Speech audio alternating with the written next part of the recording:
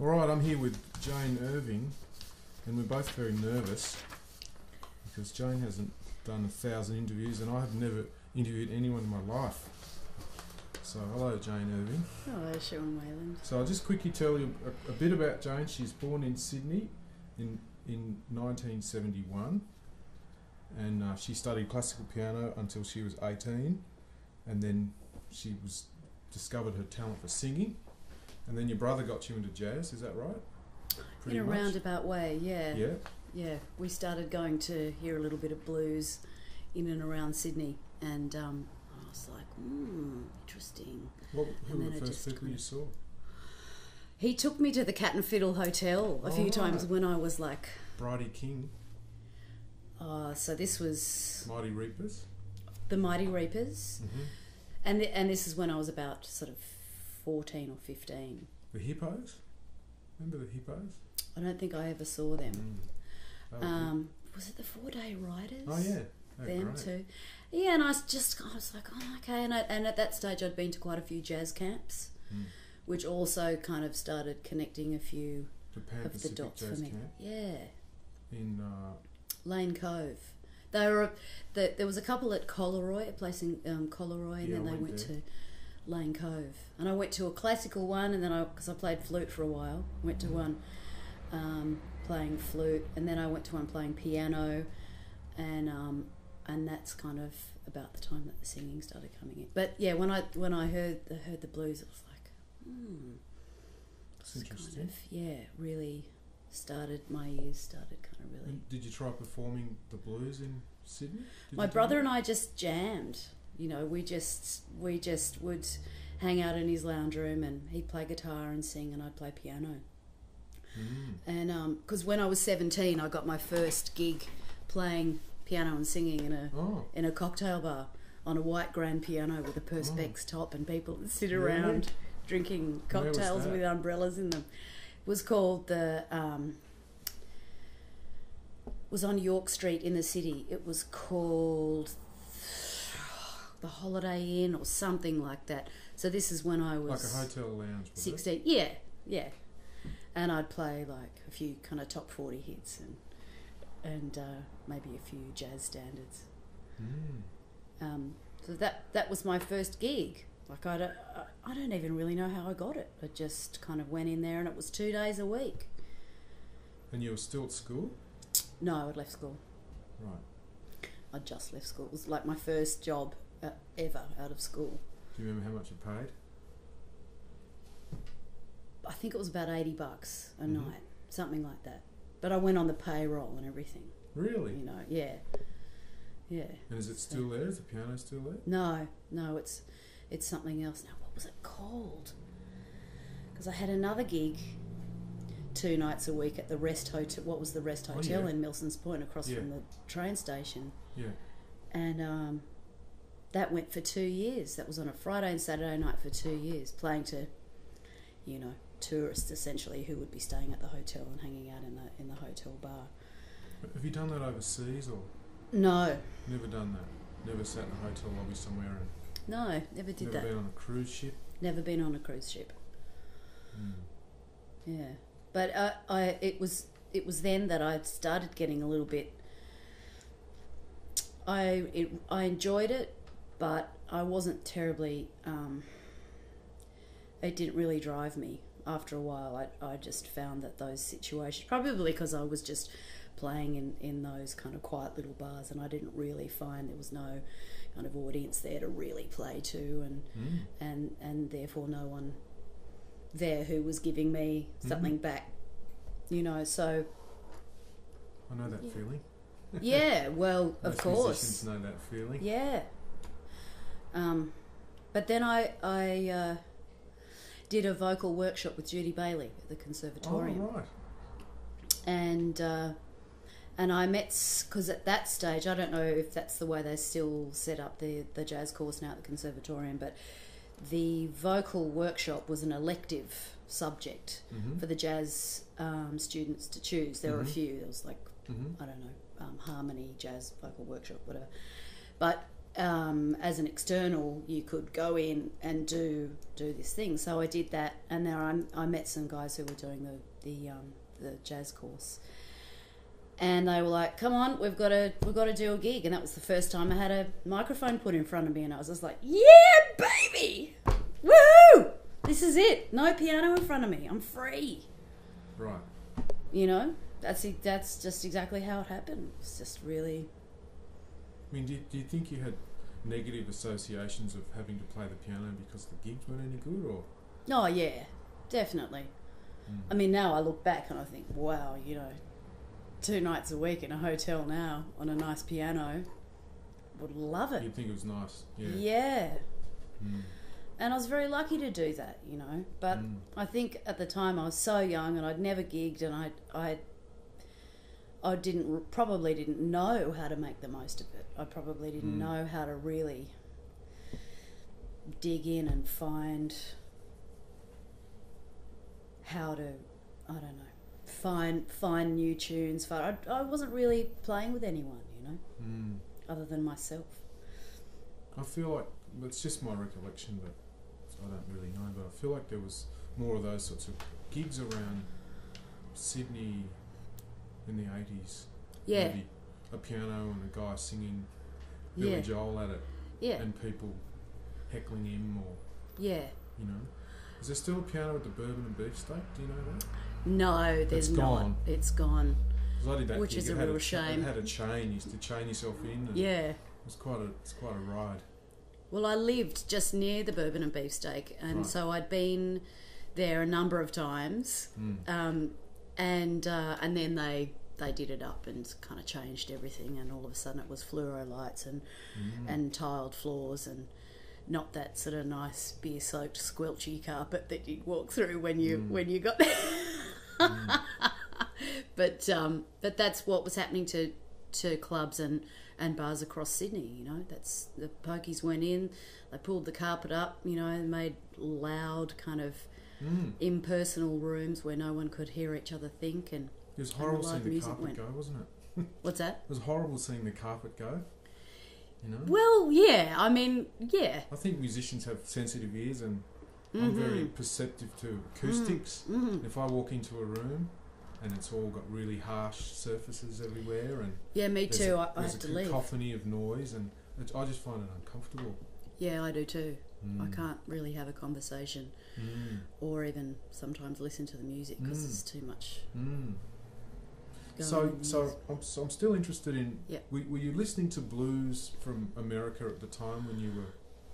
Did you listen to records, or you were really just going down to the Cat and Fiddle Hotel and in Balmain? I really only went there a few times, and it just sparked something in you. It really did, and I was kind of jamming with my brother, and then I was like, okay, I had a bit of information coming in from going to these great music camps. I mean, I loved them. They were just a week of throwing yourself in there.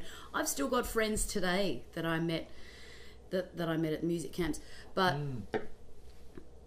yeah, it was just like all this information just kind of started whirring around. And after all the years that I'd been learning classical piano, it was just kind of a awakening, I guess. Just. How did you find out about the music camp? I'd say probably my piano teacher. Right. My classical piano teacher would have... It was a real influence on you, right? Extraordinary. In what way? She, I think, basically told my parents to not let me give up. That's nice. But that didn't stop me being dragged down the driveways, kicking and screaming, not wanting to go to piano really? lessons and doing that. Really? Oh, yeah. Because my thing was that I had good ears, but I'd still have to learn, and I'd learn the pieces, and my teacher would say to me, read the music, and I'd be like, I don't have to. Now that I know it, there was a certain discipline about learning classical piano that I just didn't like. But there was also a lot about it that I loved. I mean, I loved the music, and I loved being able to sit down in my time and play them, and still do, But So yeah, she basically told my folks, don't let her give up. And she was just a beautiful woman, just so knowledgeable and so... and she got me to go and do the singing of Stedfords at the Opera House, you know, which were mad to me. How did she know that you could sing? Because I'd sung in choirs at school. Oh, right. And so she was teaching at your school? No, she was a private teacher. Oh, but she knew you were singing? Yeah, she knew I could sing, and I think she just suggested that I get up on stage, and I can't even remember what I sing. I think I remember coming third in a Stedford at the Opera House, and just being one of the very first times I had actually kind of been on stage on my own with a piano player, and that little, I can't even remember what room it was, and seeing the audience and the adjudicators in the middle of the audience, and they wore these bifocals, and they had these little book lights, and they'd just be looking at me, judging me. Yeah. And from that moment, I never liked competitions. Yeah. Never, ever, ever. It's like, this is wrong. But anyway, that's kind of what I did. Well, it's fascinating, isn't it? So, I guess we're here to talk about New York, aren't we? So, when did you first move to New York? When did you first come here? That's really the first question. First in 2003. And why did you come here then? Just to have a look. Just to have a look and see what it was all about, and see if I could get a feeling for it. I think all that time back, I was kind of thinking I really wanted to make a move or put myself in a situation that would really make me kind of question everything. I'm very much that sort of person, you know. You like a challenge? I love a challenge, and I'm always searching for information in lots of different ways, you know. So, but 2003, it was only a short trip, and I sang at a few of the jams and met a few people, and I loved it. I absolutely loved it. What did you like about it? I loved the feeling it gave me. It made me feel incredibly energized. I loved the people immediately. I felt a great sense of community straight away. And I met people that were really, really encouraging, like right away. Just not that people weren't encouraging in Australia, but it's just kind of a different thing. I think, you know, it's really interesting when you put yourself in a very different situation, how your attitude can actually change around that. So there's probably combination deluxe on that one, you know, having kind of everything whirring around you that's so new and so different, and then I think you're open to a lot more. But then I did actually find that people were like, you know, see that guy over there, you got to go and talk to him, because on Thursday nights he's got this thing, and you got to go, and here's my number, and are you all right for a place to stay? And it's just like, wow, you know. It's nice. Yeah. It's nice you can go to another country and people can be friendly and look after you. Yeah, absolutely. Makes you feel better about the world. Yeah, absolutely. And so, and you studied with Sheila Jordan then? Is that right? Was it that then? That was then. That yeah, trip? Yeah. We had a... How did you know about her? Because she come to Australia, or? She had come to Australia, yeah. Wally Reitman had brought her out, is that right?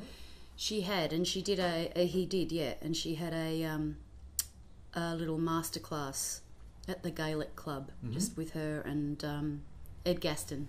Oh, right. And there were a few of us singers in the room, and I just loved her attitude. She was just so warm and easygoing and so jazz, and just she kind of, I just found her really encouraging. Just not for me personally, just, well, yes, for me personally, but just the way she kind of addressed people and the way she spoke. I just thought she was really cool, you know. So when I got here, I had to have a lesson with her, you know, and spend some more time with her. And we did that, and she's the same. I saw her at the Blue Note, I think it was her birthday, just with her and Steve Kuhn. And again, just so light. She's just so light, you know. And beautiful. Her energy is just wonderful. It's really, it really affects me, you know. And so you decided to come here, but in somewhere in the middle, you got together with another musician, and you're now married. Yeah. Right, Kevin Hailey. Yeah. And I'm going to interview him tomorrow, so you have to be. Oh, are you? Yeah, you just have to be careful what you say. It's all going down on tape. Okay. So, that's another question. Is whose decision was it to come to New York? Both of ours. You both wanted to go. Absolutely. I came again in 2008. And Kevin came over to join me, and we spent a month here together and had a fantastic time. We were just, the whole time, we were just... happy. Very, very happy. And I continued on travelling for a couple of months, and Kevin went home, and then I got back to Australia, and we moved in together, and then about a year later he asked me to marry him, and we just, I don't know how it came about, we just decided to give it a go. Yeah, I think it was just one of those things where we may have, I think we were, well, I won't speak on behalf of him, I know I was feeling like it was time for something to happen, you know, and you know, living with someone, the beginning of all of that is very new, you know, and wonderful. But I really felt like it was time for maybe, you know, some kind of change or a move, or, you know. So I think it was just kind of pretty mutual, you know. And so we decided to just go about filling out some forms for me to get a fiancé visa. We never saw a lawyer ever, which we pride ourselves on. It's really, yeah. And we thought, we'll just, you know, see how we go, and if we get the go ahead, we'll just continue on, and if not, you know, we're just gonna kind of see how it all unfolded. And it did. A year later, I got my fiancé visa, and then we had to be in America within a couple of months and be married, and then I would apply for my permanent residency, which I did, and there are a couple of hiccups with that, but nothing crazy, and now I've got my green card, so it's a really, really short amount of time. You're lucky. So many people have been through so much trying to move here. I know so many musicians, I'm sure will hear all of those stories, so I know I've had a few. You guys just waltzed in on the red carpet. Yeah. I've seen a few. And you had a nice hookup. You were staying at Mark Murphy's apartment, weren't you? John Hendricks's apartment. Downtown, right? Looking over the Hudson River or something? 32nd floor, looking over the Hudson River and the Statue of Liberty, and John Hendricks knocking on the door once in a while, and because they have two places in that building, and he and his wife were there, and they're just gorgeous people, you know, and he'd just knock on the door for something, and then, you know, would proceed to tell us incredible stories, you know. We'd just be sitting there eating a bowl of oats, listening to John Hendricks tell stories.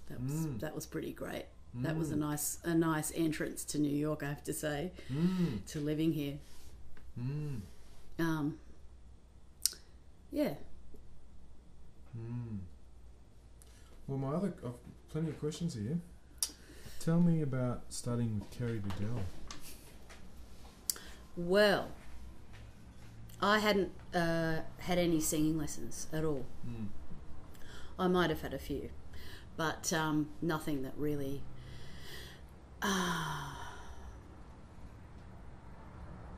nothing that I found terribly engaging, I guess you could say. And when I met Kerry, she's such a fiery person, and I loved her straight away, and I knew that I would be learning a lot. And that very first lesson with her, I felt like my head was exploding. just with the information she gave me. And I think we had a pretty strong connection on, you know, whatever level. But she was a huge source of information for me and really kind of helped me, you know, kind of bring everything in. Theoretical information or? Theoretical information. Singing chops information? All of it. The whole gamut.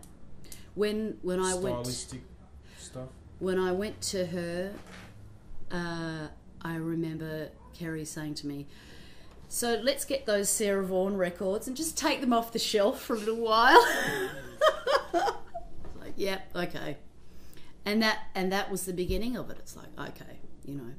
But she really made me sort of take responsibility for myself. She's like, okay, what do you want to sound like? What, you know, where do you want to take this? How do you want to sound? Who are you? It's like, oh, right. So that was a really, really wonderful period. She was incredible. So 2 incredible influences in my life. My piano teacher and Kerry Bedell. Extraordinary woman.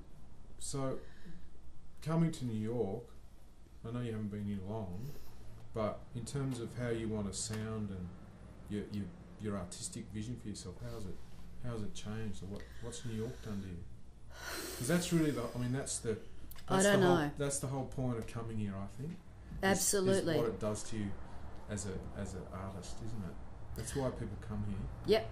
Well, that's why you came here. That's why I came here. I think that's why most of us came here. Absolutely. You know, to get the New York juice, whatever that is. But what is it? What has it done for you? Well, to this point, I feel like I've really only been here for 5 minutes, but what it's done so far is just actually kind of made me stop.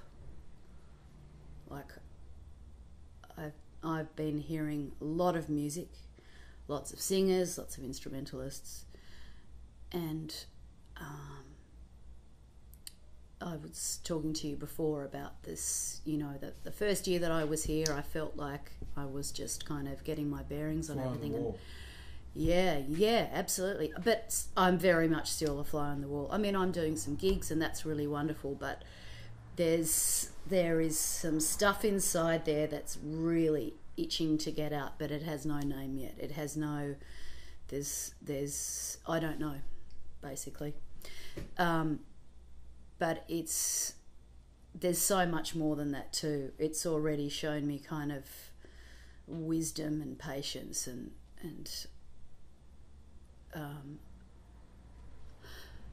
I think on it's not such a small scale. I guess I'm starting to kind of try and find tunes that I connect with more on a personal level. I mean, I've always tried to do that, but you know, I've always done quite a lot of improvising within my music, and I'm not stepping away from that, but I think it's the storytelling aspect of things for me that's really much more important than that at the moment. So, and I did a gig the other night and it was really a wonderful experience, and this guy said to me afterwards, he said, "You've got great phrasing," and I was like, that was like gold to me. I was like, wow, you know, because that's kind of where I'm, you know, that's my little kind of thing at the moment that I That's what you think about. That's what I think about, yeah, you know. But in terms of, I mean, yeah, you know, I really feel like I've been here for such a short amount of time, and I'm just, you know, it's all, there's just so much influence and also not, you know, I've heard some music that I don't like at all, you know, and music that I didn't think was very good, you know. So I guess it's just, yeah, I don't know. Let's ask me that in a while, in like 3 years. And what about, has it inspired you to write music, or how do you feel about the texts that you're singing? You were talking about telling stories, and So do you really connect with those, with the American songs? You know, the what's it called, the Great American Songbook? Is that, do those texts really? Yes. You really like the lyrics and I do like the lyrics, messages of those songs. But more and more, there are things that I've been singing for years that I'm kind of looking at now and just going, no That's more. Gone. I mean, I guess it's always a process of doing that, isn't it? You know, that never stops, which is wonderful. But at the moment, it seems to be more a more marked thing than ever before. It's like really kind of looking through all that music and going, there's a big chunk of it now that I'm like, no, I can't do that anymore. It's not. Well, that sounds good. It's not. That sounds good. Really wanting to connect with your material. That sounds like a positive. Yeah, thing, absolutely. You know. Yeah. And can you tell me about working with Mike Bard and Matt McMahon, and how would you compare them to the musicians here? Oh, they're right up there with them. You know, I mean, I love the way that both of those piano players play and accompany. I find that there's a lot of piano players who I really love, but aren't necessarily good accompanists. Sure. And I think that is in and of itself such an art, you know. And Mike Bart is, I mean, he's an orchestra on the piano. He's all over it, you know, and he's just got so many ideas, and playing with him is just such a joy, because he just brings so much information to me and then lets me kind of, you know, bounce that off, you know, with my singing. And Matt McMahon has just such a beautiful energy about him, and he wrote me a beautiful arrangement of Stolen Moments, actually. All right. Which is just, great. To me, it's kind of a bit quintessential Matt McMahon. And do you still just sing the way it? I do. I sing that arrangement on gigs. Yeah. So just beautiful piano players that I've loved working with and knew I wanted to record with, you know. Did you think about going to music school here? Is that something you thought about doing? No, not for a second. I don't really learn that way. I'm not great in the classroom, in a classroom situation. I think that probably comes from my education, or part of my education. Just kind of not really being that engaged, and being with teachers who weren't terribly engaging, you know. But no, I learn so much more from just watching and listening and you know, being on the other side of the stage too, you know. And have you had some more private lessons since you've been here, or? Not yet, no. I would like to get some piano lessons, actually. I'd really like to get back into doing that. That's probably part of what's new for me. I mean, I've done a couple of gigs here playing piano and singing, and it frightens the hell out of me. But I also have to remember that I did that at the beginning of my career, so... It frightens me playing the piano here too. Yeah, well... You know, there's so many incredible piano players walking around. It's an unlimited number. So it's frightening. Yeah, it's really scary. But I guess that's good, right? So I would love to just kind of keep pushing myself on that level. But I would love to find someone to kind of really spend some time with and work out what I know and what I don't know, and you know, yeah. Well, that won't be hard. Yeah, exactly. To find someone, I'm exactly. Sure. Yeah. And so, can you tell me, like, is New York what you expected, or? Yes and no. It is so many things on so many different levels. You know, it's wonderful, it's exhausting, it's depressing, it's engaging, it's enthralling, it's just so many things. All in the one afternoon. All in the one afternoon. All like you just like there's literally something around every corner, you know, which I also love, you know, but it's very I guess New York really shows you your own, what's the word I'm looking for? Your own, what it is that's important to you, you know, and what it is that you need, you know. And I'm only just kind of opening the lid on that, you know. But like I said in the beginning, it was all like, wow, New York, we're here. And now, it's only now that it's really started to kind of kick in, that I came over here, you know, on a wing and a prayer with one suitcase, nowhere to live, and at that time a fiance, and which is fantastic. And I'm so glad I came. There's just so many good things that have happened already, you know. So it's still a major adventure, you know. So how long is it going to last for? No idea. However long it needs to last. However long it plays out, you know. I'm totally open. And does Kevin feel the same way? Has he got the same feeling that I think so. You're going to stay here until you decide it's time to leave? I don't think we want to push too much shit uphill, you know. I think, you know, we're both here to learn and to be challenged, most definitely, and to find new things and play with some wonderful people, but you know, it's certainly not the be all and the end all. I think essentially, you know, we'd like to just be in a place where we can, you know, continue growing as musicians, but we're both very aware that this is a really hard place to be, you know. And to keep the momentum going is something that is now kind of really dawning on me. It's really, well, you have to keep the momentum going with anything, right? But now it's, you know, it's hard to make money here playing music, isn't it? It's really hard. It's really hard as a singer to do that, you know. Yeah. Too. Yeah. Yeah.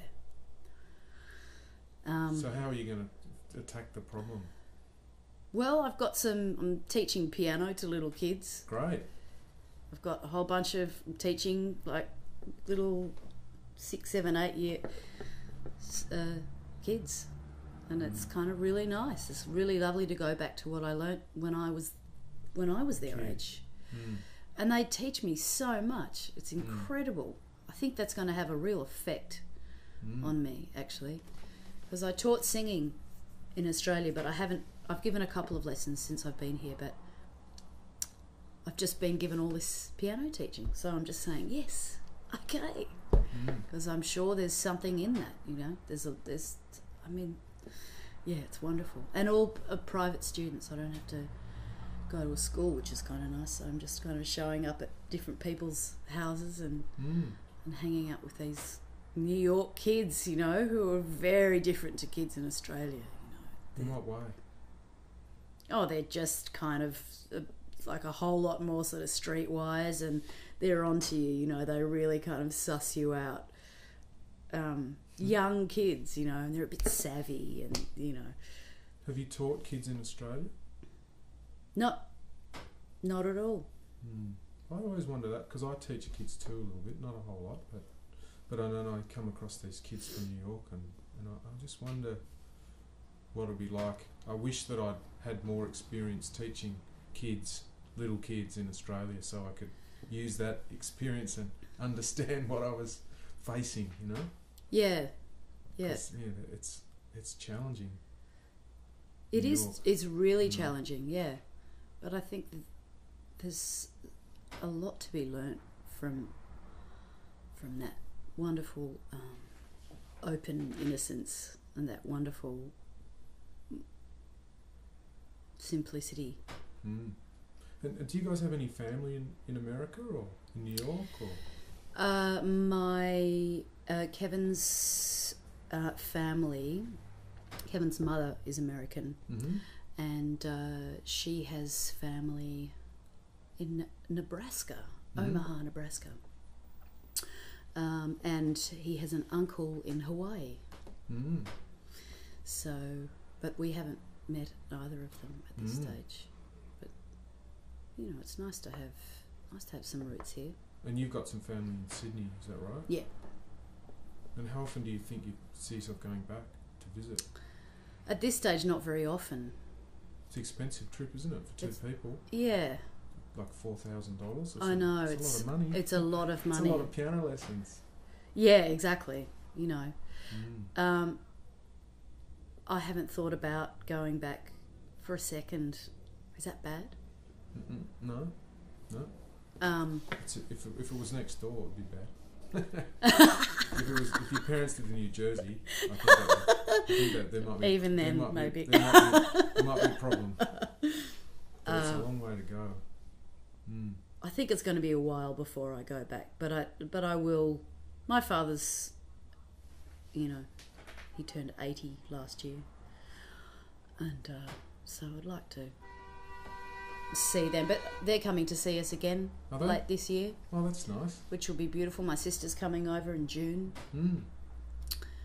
But yeah, I don't know. I think other than going back there and diving into the ocean, I can't really.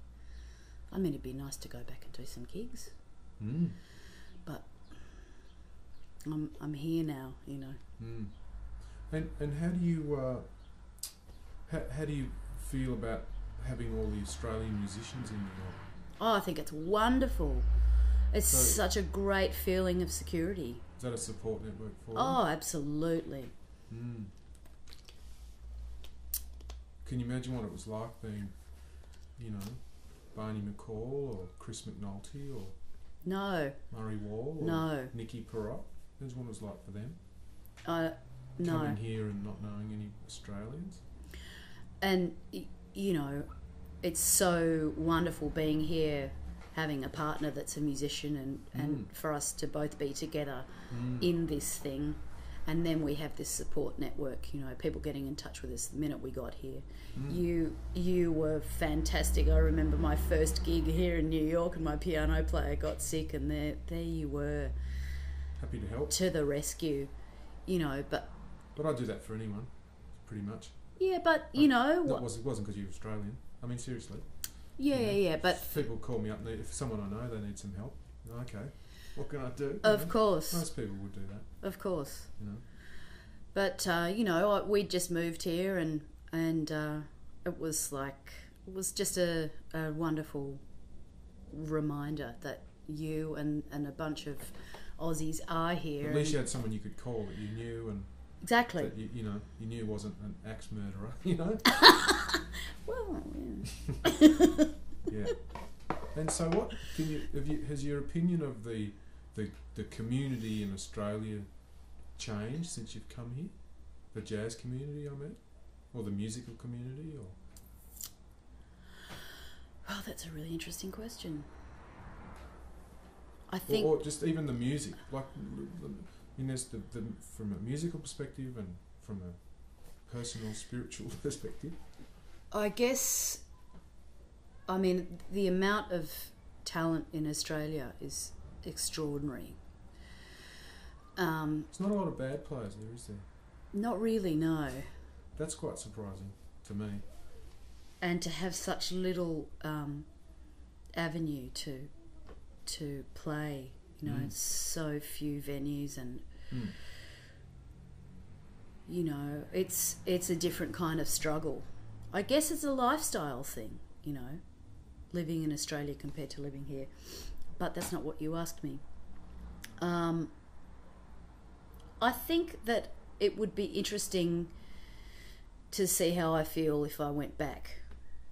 So you've never been back? That's interesting. No, I have not been back since I got here. to go back and just to kind of hang out and see how that all feels again. Because like I said before, you know, when you put yourself in a different situation, your attitude around that kind of is really different. So maybe my attitude would be different again after spending some time here. But I've always had, you know, so much respect for the musicians in Sydney and Australia. I mean, just great, strong talent, you know, so individual, you know, and you know, just wonderful. Do you think it's to do with the education system there, or? Well, there's not. Is it because it's very hard there that it's hard to be amateur there, or? I think Australians, it's geography. I think we compare ourselves to the rest of the world, and we're so far away that we really want to kind of make sure that we measure up. I guess in some way, and they do. We do. You know, yeah. I think it's geography. You know, because it's a long way away. So just so we can finish, because we were talking for a long time. So just tell me some of the gigs that you've seen and enjoyed, and maybe some of the gigs that you've enjoyed doing. And I've got your notes here in case you forgot. Well, the gigs I've seen that I've loved. I heard a great piano player, Christian Sands. Oh yeah. Playing with Christian McBride, and I think it was Ulysses Owens Jr. On drums at the Vanguard, and that absolutely blew the roof off my head. But Christian Sands' piano playing is just extraordinary. I think the guy's still in college. He's pretty young. And did you get his phone number? Yes, I did. Just incredible musicianship, and just so engaging to watch, so dynamic, an extraordinary amount of swagger, you know, and plays kind of way beyond his years, you know, just really amazing. That was a really hot gig. And I also heard only one set, but I absolutely loved it and cried when I heard Kate McGarry at 55 Bar with her husband Keith. Sorry, Kate. Gans? Yes.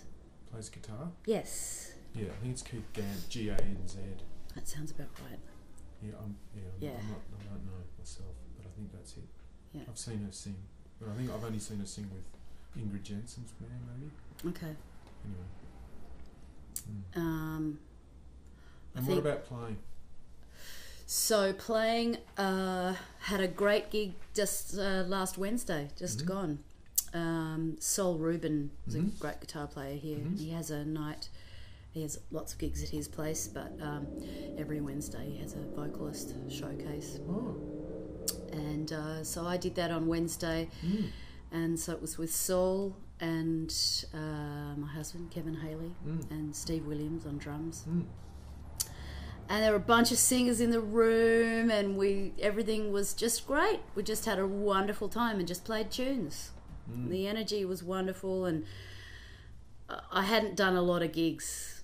I haven't done a lot of gigs since I've been here, but that was one where I walked away feeling really great, like really energized and happy, and like there were some really nice moments, you know. And a listening audience, you know, an audience who were engaged and giving me so much, you know. It's a very supportive culture here, isn't it? Yeah. Oh yeah, absolutely. It's partly maybe just due to the fact that there's so many people here that are interested in, really seriously interested in jazz music and music. There's a lot of them, you know? Yeah, there sure is. But so many people are just kind of willing to help you out, you know. so many singers are just like, you know, if you need anyone's number or contact, let me know, you know, just so willing to give of their information, their hard-earned information, you know. That's wonderful, you know. I love that. It's so encouraging to me, you know. Well, I think we should wrap it up, right? Because we've been talking a long time, and I need to stand up.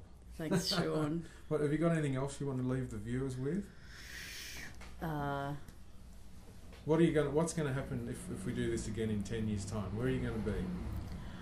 Hopefully I won't have a little crease in between my eyebrows.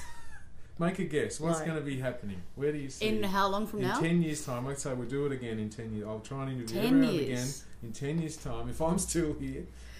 Well, if I'm still here... But where are you going to be? Make a guess. Oh, man. You got to make a guess. 10 years, I'll be 52. Okay. Are you going to be in New York? I just don't know. You don't know? I really don't know. And you know what? I love not knowing. Because a year and 3 months is nothing. It is such early days. I have days where I think, God, this place is dreadful. And then I have days where I wouldn't want to be anywhere else. I don't want to be anywhere else. But in 10 years... We'll see. We'll see. All right, we'll leave it at that. Thank you. Thank you, Jane. Excellent work. Love your work. Thank you.